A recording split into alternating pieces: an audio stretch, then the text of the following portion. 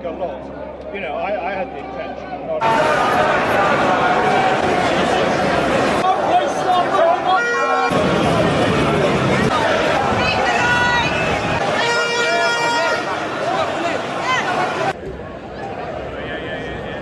Look at that beautiful sight. Are you watching Keir Starmer? This crowd, that helicopter goes from here for miles, miles. Today, I want to ask you all something. Are you ready for the Battle of Britain? 2029, we have an election. We're not asking anyone to go out and fight, but this is the most important moment in our generation. If we don't send a message in our next election, if you don't register to vote, if you don't get involved, if you don't become activists, we are going to lose our country forever. So I'm asking, what will you sacrifice? What will you give? Apathy has led to a government like Keir Starmer. He was elected off 9 million votes. 20 million of us didn't vote. If we stood up and said how we thought of the ballot box, we wouldn't have had open borders. We wouldn't have been betrayed. We have to get political. We have to get involved. I'm not going to tell you which political party you need to join. We're a cultural movement. I'm going to tell you that you have to join a political party. I don't care if it's Reform, if it's Advance, or it's Restore, or it's a Conservative party. We have to locally get involved in politics. All right, who do you want to be? I know what you're going to say. I think I can hear Restore. But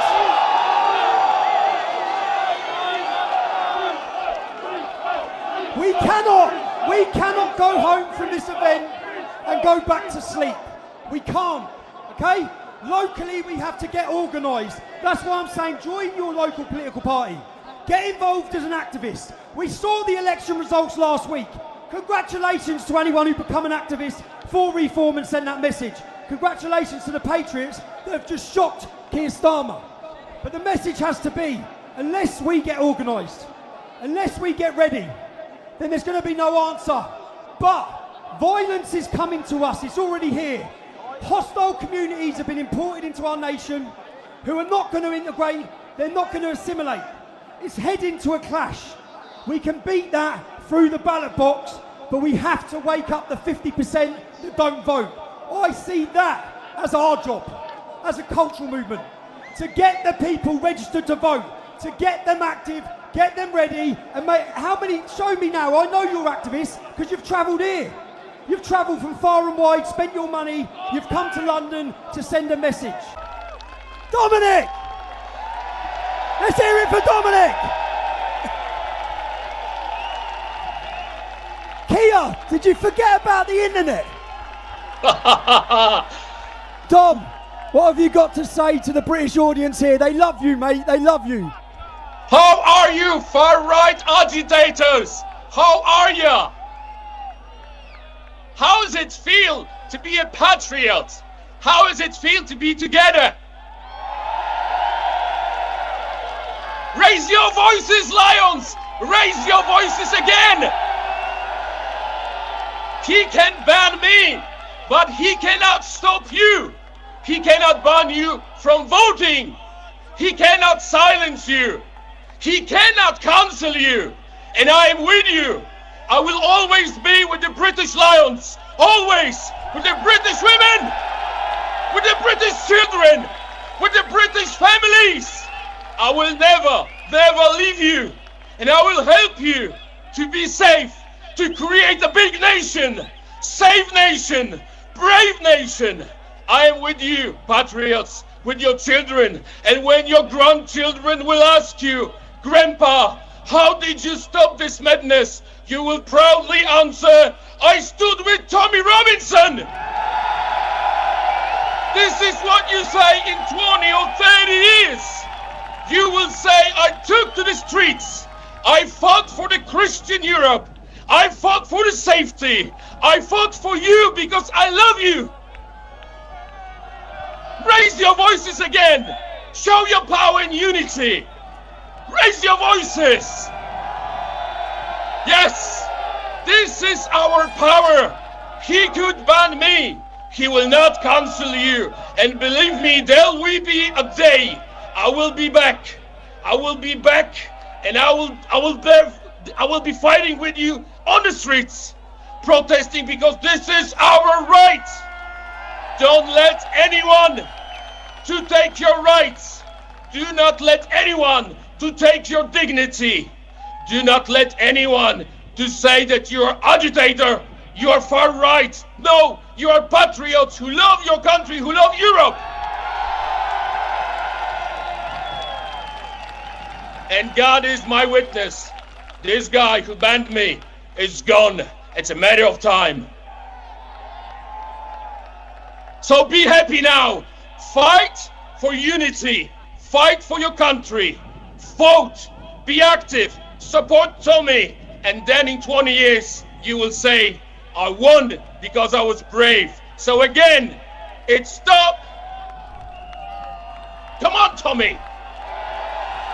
Dominic, how many? Tell us how many. How many? Zero illegal migrants. Remember, be like Poland, be brave, stop wearing dresses, put on an armor and fight. God bless you all. Thank you, Dominic. God bless you. I'll catch you soon, brother. I'll catch you soon. Love ya. How we doing, man? Yeah, I'm good. Who streets? Who streets?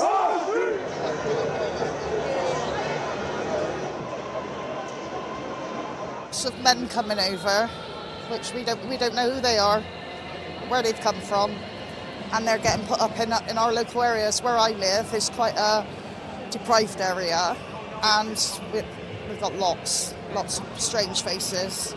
Every day there's new ones. We are not fascists, we're all ordinary people. I work in a museum, I'm educated, and I've got no problem about people that want to come here and integrate with all the other people in this country, but the Islamic community just won't integrate. They keep themselves to themselves. You know, multiculturalism multiculturalism is fine when it doesn't overtake your culture, and that's the point. You know, why can't we celebrate our culture? Why can't we be proud to be us? Why do we have to be so tolerant that we're taken advantage of? And as you can see, this is why people are fed up.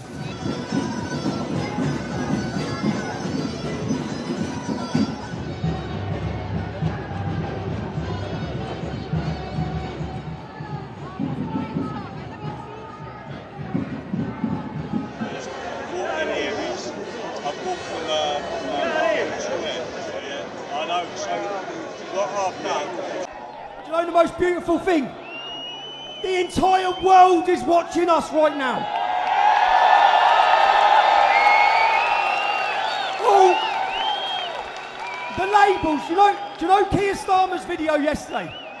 He still thinks we're 5 years ago. Because that worked 5 years ago, Keir. The scaremongering, the racist label, the fear-mongering, the far right. It doesn't work anymore, does it, people?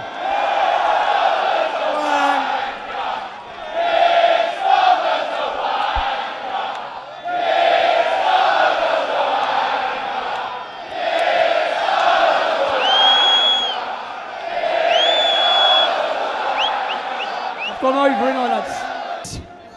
They don't care. That's the reality. They do not care. How many more of our daughters have to be taken?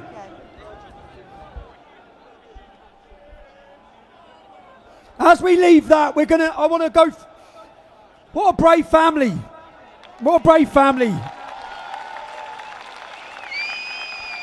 None of us can even imagine what they've gone through. Imagine what they've gone through. That's the real cost. The reality of open border mass immigration. That's the reality. I bring you greetings from the United States of America. It is such an honor to be with you today. It is really an amazing thing to see you all stand up, and I come here to stand with you shoulder to shoulder because of people like Tommy and people like you that have shown the courage to speak and stand when so few will. Thank you. You have truly paid a price for refusing to ignore what is obviously happening all around us. You refuse to not see what's happening to our streets and to our daughters and to our women in the streets. And it means something as an American to see you stand. And I just want you to know there are millions of Americans all across the other side of the world that see you, hear you, and are praying for you and are standing with you today. I want to make it clear why I am... Thank you. I will tell you that I am here today, like you, not to stand against anything and hate, not to stand for hatred, but to stand for the most revolutionary idea in human history, that all men are created equal. And not because of a king or parliament says it, but because we are all endowed by our Creator with certain unalienable rights. Those rights cannot be taken from us by government or religion. No ideology can take them away. They are life and liberty and the right to speak your mind and to speak truth. The right to worship or not worship according to your conscience. Equal justice under the law. These words come from our American Declaration of Independence, but they were born here on this soil. They were born here in England, the meadows of Runnymede with a Magna Carta. They were born in the English common law that says even the king is not above the law.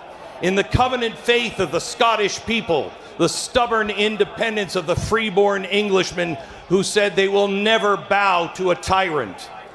These are the principles that built the freest, most prosperous civilization the world has ever known. And Sharia law cannot abide by it.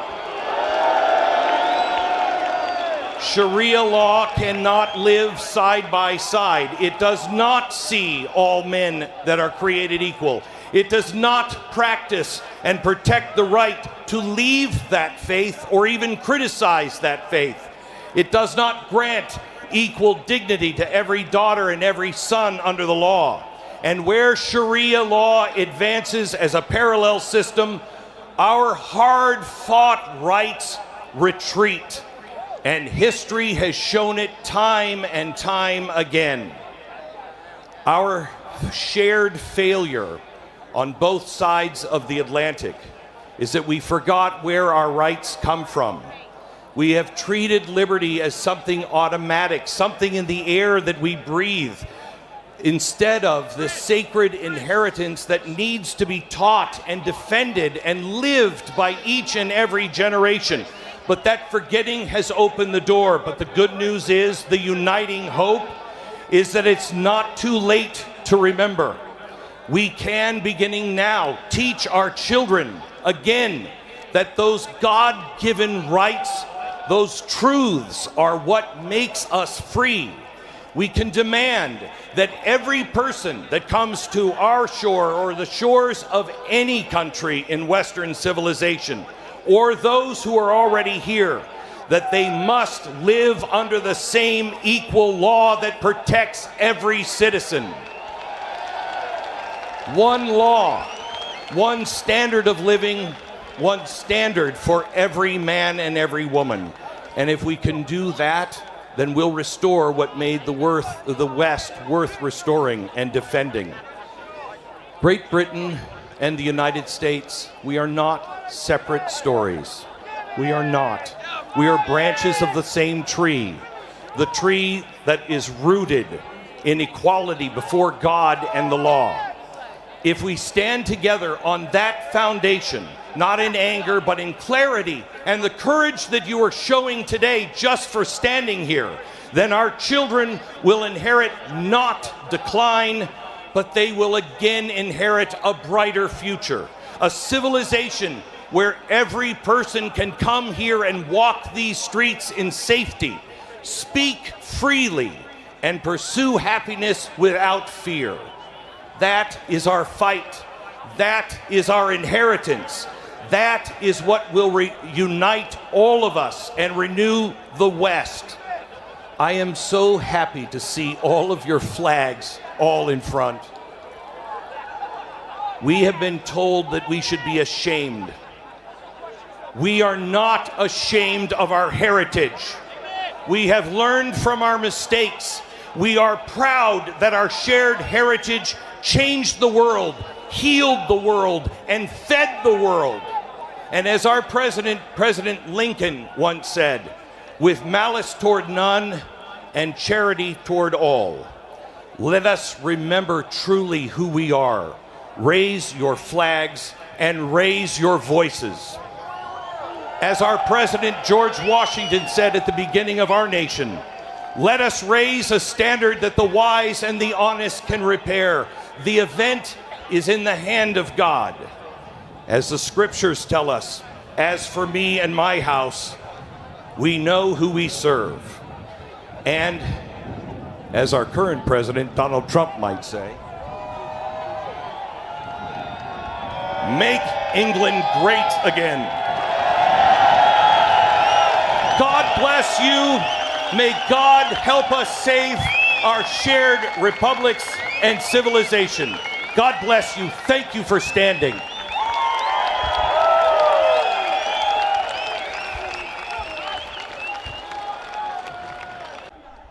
I want to talk to you about the darkest stain in British history, when an invading army of men were brought into this nation and raped and pillaged their way through it at the full acceptance of that place and our police force. When we look, if you've watched our investigation, when I started talking about this first in 2004, it's what we call grooming. We're talking about a rape jihad. I want to give you some numbers for the world that's listening. And you know what? These crimes would never have been allowed to happen if we were a proud, strong nation. Because men would never have allowed it to happen in their towns and cities. We lost who we were. We become disorganised. We lost our spirit. We lost our identity. And men took advantage of our communities and that we hold the dearest to us, our daughters and our women. I want to talk about Telford. The reason I concentrated on Telford in my grooming gang investigation, if you haven't watched the documentaries, we have a very brave lady here today who led the march. Nicole is here from episode 1. A brave lady who led the way in highlighting these crimes. In Telford, there's only 1,000 Muslim men in Telford. 1,000 Muslim men. That town, they raped, these are the police's numbers, 1,000 children were raped and 5 were murdered. 20% of the Muslim men in that town were identified by the police as being involved in the rapes. That's one town.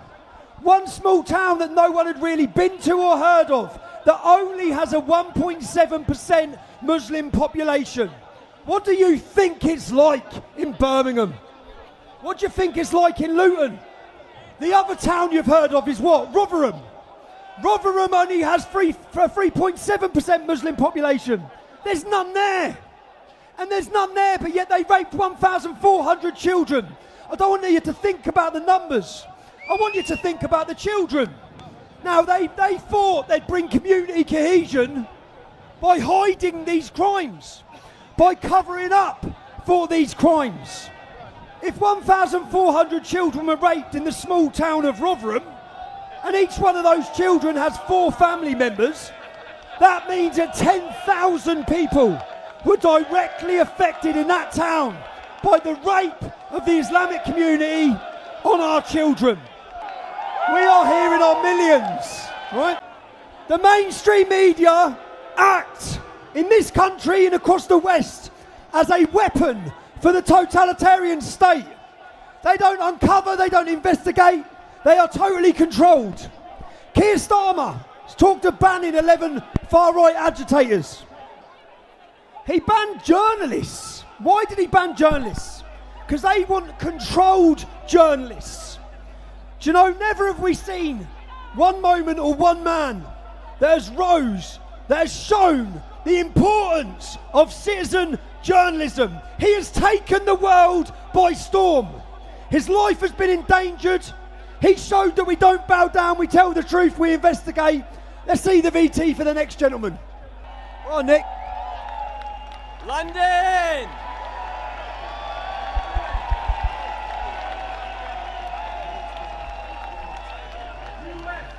USA! USA! USA! Today I've walked with some of you here, and as I was walking, one sign really crossed my mind. There was a sign today that said, "We did not vote for open borders, digital ID, two-tier policing, higher taxes, loss of free speech, pedophiles in politics, higher cost of living." Now your media will call you far right, and your prime minister will call you guys dangerous. But the ideas of freedom of speech are not dangerous, or the idea that you want to know who your neighbor is does not make you dangerous. It means that you have common sense. We live in a world where common sense is becoming somewhat abstract to have. A lot of people don't have it these days. In the United States, we let an entire state commit billions of dollars in fraud because we were afraid, our politicians were afraid of being called racist or Islamophobic for speaking out against the fraud. Here in the United Kingdom, you guys had young women be raped by gangs of men, and your politicians allowed it because they're afraid of being called a racist or Islamophobic. That does not make you a racist for speaking truth. No one should have to worry about where their tax dollars go.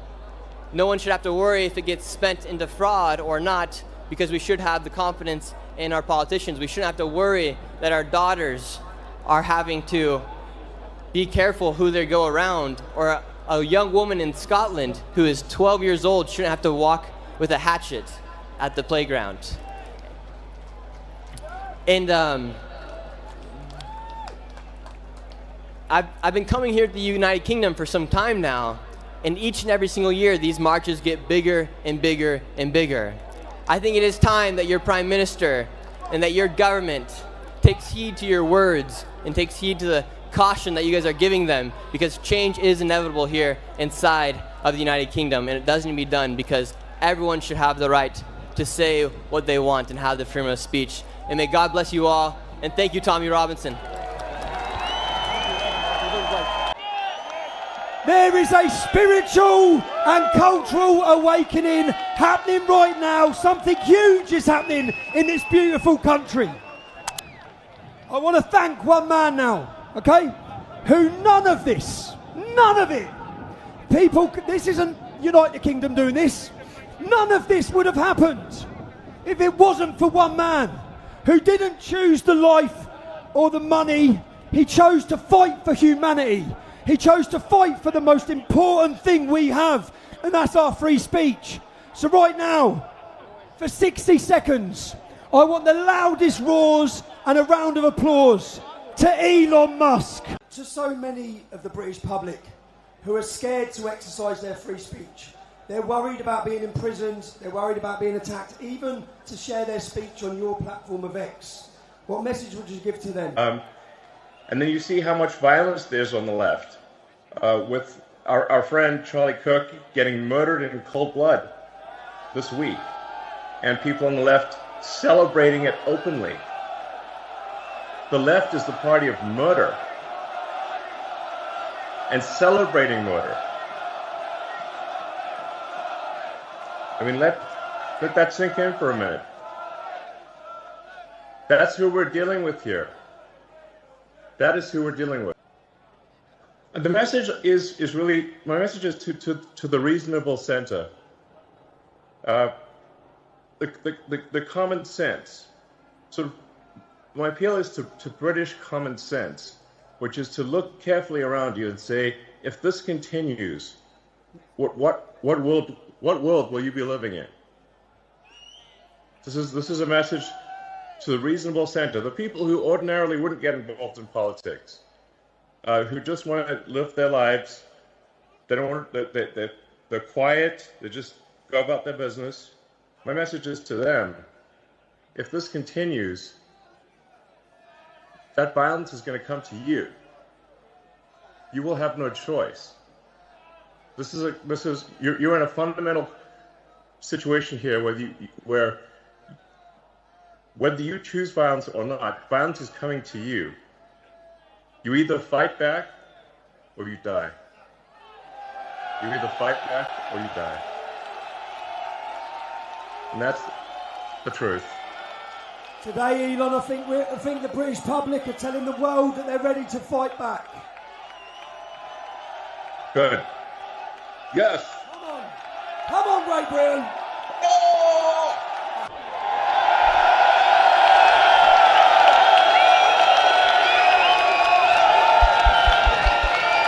Elon.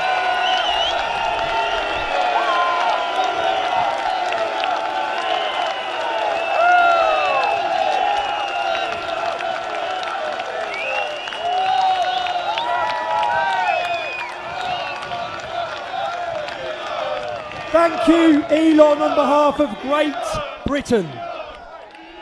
Now, certain people are trying to take our speech, and certain people are fighting for our speech. The ripple that's come out of the United States, this is why it's so important. The most powerful government in the world, right now, they're fighting for you. When I see, there's no more beautiful sight than a flag flying. Standing looking at these flags, there's many flags, but there's one flag that brings us all together. And it's the British flag. So the Welsh, and I see some Welsh flags here. God bless Wales and God bless the Welsh who have turned up here today. God bless the Scottish. I see the Scottish man there waving his flag. My dad's Scottish. God bless the Scottish who have turned up here today. God bless those from Northern Ireland who have turned up here today. Now I want you all to watch this next video. You're going to get shown pictures of people. I want the strongest reaction you have when you see that image. Please, I want to see how you react to each individual you're about to see. Let's go. All the way to Trafalgar Square, let's go.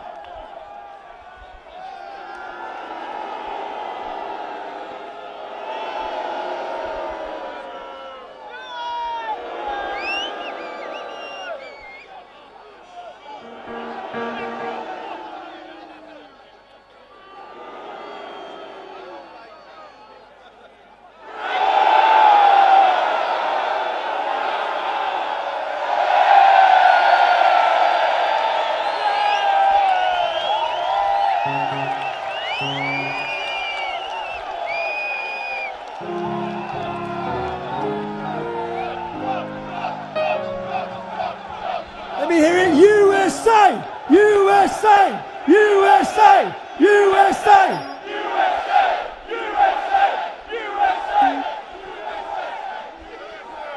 Yeah, look what we've just put on. The biggest event in British history.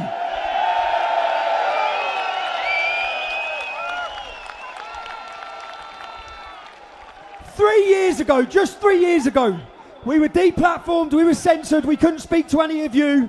There was no momentum, there was no movement. Country was broken. Look where we've come in those 3 years. We had 1,000 people watching our films in Telford. That Telford documentary this Christmas was watched by 40 million people. We have just taken over our entire capital city with patriots. Do you know, too many times we've had a lot of Christian speakers here. We're a Christian nation. Why do we keep seeing demonstrations for Palestine in our nation? There's one today. When Christians are being butchered and massacred across every Middle Eastern nation, one nation more than ever, there's a genocide happening right now. It's been happening for years in Nigeria.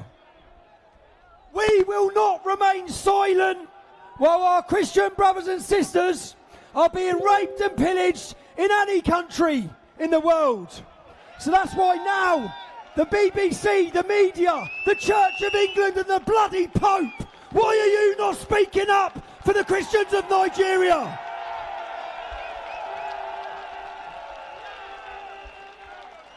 Right now, we have a bishop who has flown in here to speak to the world about what's happening to his people.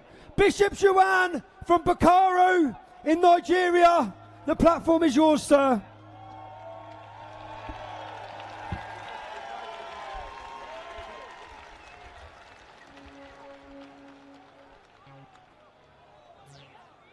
Praise the Lord.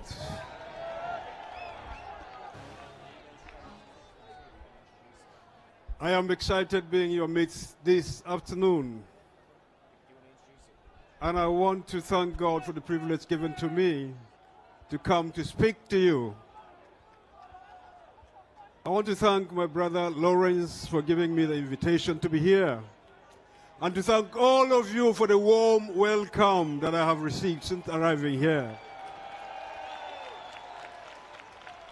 My name is Joan Zumbes, and I'm the Anglican Bishop of Bukuru Diocese. The gospel came to us from England specifically. So I am at home, right now at home. But it will seem as if our parents have abandoned the faith and left the faith to us in Nigeria. And as a result, we see situations that are beyond our capacity to contend with. For years, protractedly, the church in Nigeria has been under severe persecution. Christians in Nigeria are persecuted in different ways, different dimensions. Communities which are predominantly Christian communities are daily attacked. People killed, churches razed down, and whole communities sacked. That's the situation we live in Nigeria today. So Christian persecution in Nigeria, you know, it's a reality because the Bible tells us that the church is a body, it's a single body but with different parts. A part of your body in pain leaves the whole body in pain. Yes, around the central part of Nigeria, the persecution is rife. Boko Haram has not left Christians at ease in Nigeria. ISWAP has not left Christians at ease in Nigeria. Militia groups, the Fulani herdsmen, have not left Nigeria, left our Christians in Nigeria at peace. In fact, banditry, kidnapping every day, personally, an attempt has been made on me to kidnap me. The Lord saved me that night. Fulani young people had come to my house, attempting to break into my house. They couldn't just get in there. At the end of the day, with AK-47, they had to leave because they couldn't just penetrate my house, and then went to my next door neighbor and kidnapped him and took him away. Now, so there are brothers in the West, particularly those of you in England, the United Kingdom. If you do not stand with the race of the persecuted church, I want to assure you, friends, that what is happening to us is not static, it's migrating. The truth of the gospel has made you who you are today. You dare not abandon the gospel. You need the gospel. The gospel that has become part of your culture. It's ingrained in you. No one should come and rob you of that culture. It gave you all of the privileges you today enjoy. So please, it's my desire, my prayer that you hold on to that gospel. Never let it go. May Christ reign in your life. May Christ reign in England. May Christ reign in every single community in England. Thank you very much for the privilege. God bless.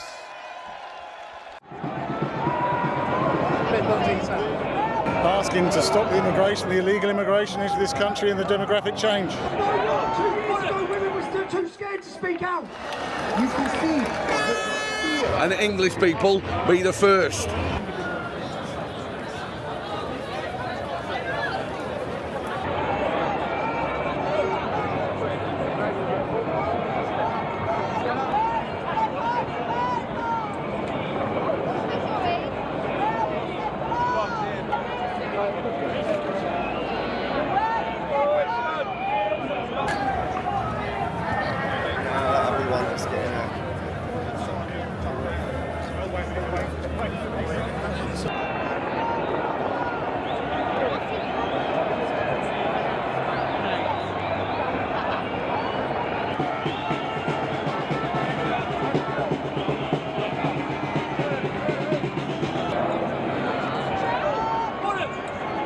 Basically, stop the boats, leave the ECHR, firstly and foremost, and let Britain and English people be the first. I'm 59 years old, yeah, I haven't done well myself, but my wages have gone right down. And the energy, stop Ed Miliband, stop him, but it's costing this country an absolute fortune.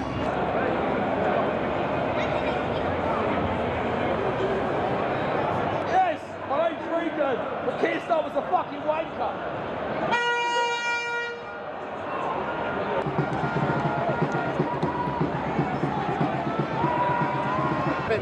The demographic of this country is changing without us being asked about it. Most elections in recent times have been asking to stop the immigration, the illegal immigration into this country and the demographic change.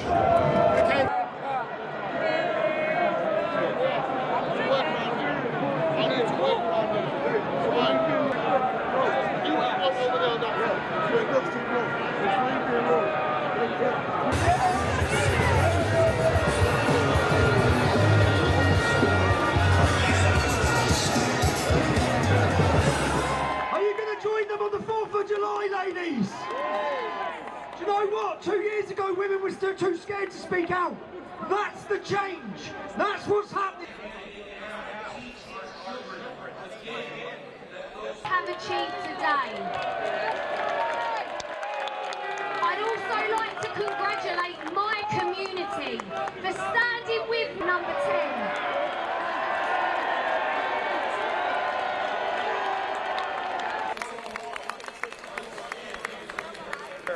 The event is in the hand of God, as the scriptures tell us. As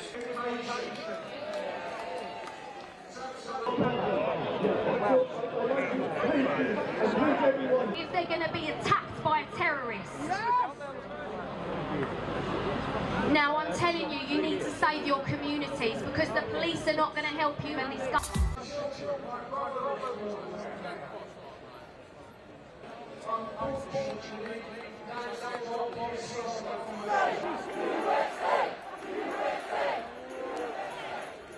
Awakening happening right now. Something huge is happening. Do you know you've all turned up here today? And the biggest risk we face today, you might lose your job. You might get called a racist. You might get condemned by your neighbours. That's the risk. And many people fear that in this country, right?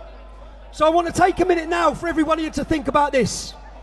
The biggest fighters that I've witnessed in our generation, I see so many of their flags flying here today. It's the people of Persia. Okay?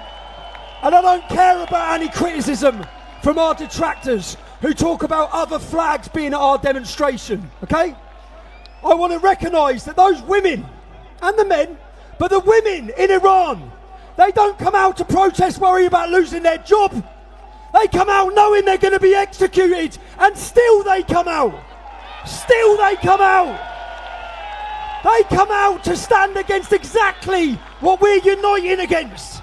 A supremacist, tyrannical ideology which has enslaved them. So I want to take a minute now. The IRGC is not the Iranian people. The Iranian people are rich in culture and identity.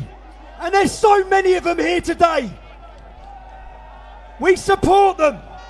We do not support a terrorist regime. I want to bring a flag up now, and I want every one of you to give it a round of applause to the people resisting tyranny, to the people fighting for freedom in Iran. Get that flag on the stage. Let me see a round of applause.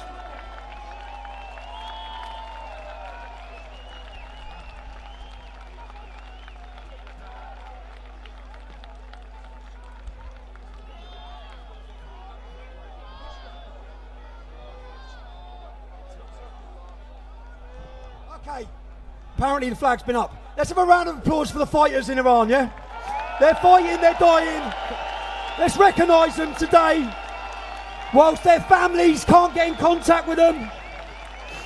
They're brave, they're fearless. Everyone, thank you for your behaviour. You've done yourself proud, you've done your country proud. We need to get ready to fight, people. The fight's coming. Let's end it on 2 songs. Thank you, God bless everybody, man. What would happen if you become a prime minister tomorrow? What would you change? I would stop Islam. I'd end foreign funding in this country. All the migrants would be taken out of the hotels and sent back tomorrow by the military. I would reverse, I would have remigration. It's time for many Muslims to leave this country if they're not going to integrate or assimilate. It's time to go home. Right? You've got your homes to go to. This is our home. We've got nowhere to go to. We're not allowing it to change any longer. You've seen today, people are fed up, man. People are fed up. Fed up. National sovereignty, safety and security. Yeah, we're fed up. And national identity. Thank you. God bless.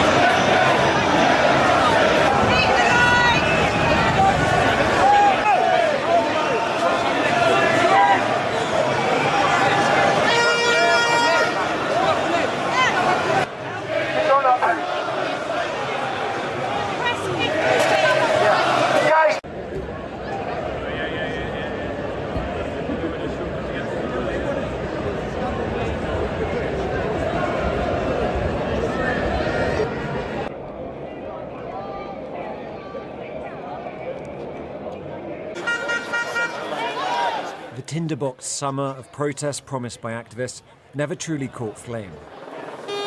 Instead, a slow burn of nationalism, maybe more powerful for it, and this was the culmination.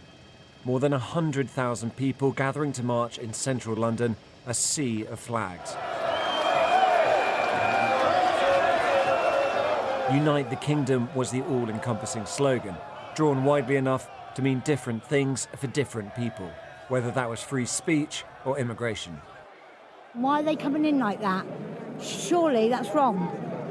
Why I wouldn't skip on a boat and go to another country and hop off and expect to be well looked after. But apart from that, this is just United Kingdom. Just to stand up for what I believe in. Yeah. We're losing identity of our country and somebody needs to stand up and fight for it. People may have had different reasons, but they came for the same person.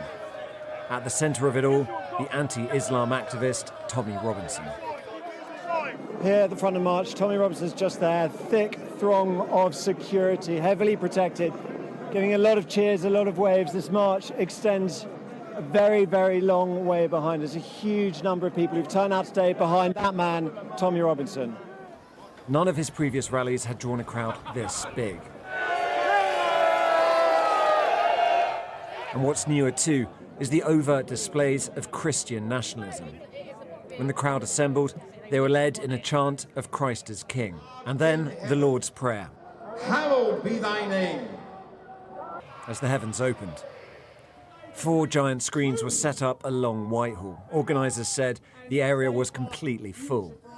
When Robinson took the stage, it was more like a football match or a festival than a political rally. We weathered the storm, and today we are the storm. And that's not much of an exaggeration. Not when Elon Musk, the world's richest man, made a virtual appearance to back Robinson. Support for Robinson doesn't mean total agreement with him, though. When he's talking about, he uses language sometimes, like that speech he said, traitors in Westminster. Do you agree with that? Not necessarily, but I do think he has a good point with some of the things he has come up with, some of the things he has spoken about, the things he's got evidence with. And it's clear that simply writing off protesters as far-right thugs doesn't really capture what's going on either. My mum has been telling me about this march and I really wanted to go and support London. This was certainly the largest nationalist rally in recent memory. For those here, it was not just the cap to a long summer of discontent, but the start of something bigger. Tom Cheshire, Sky News, Whitehall.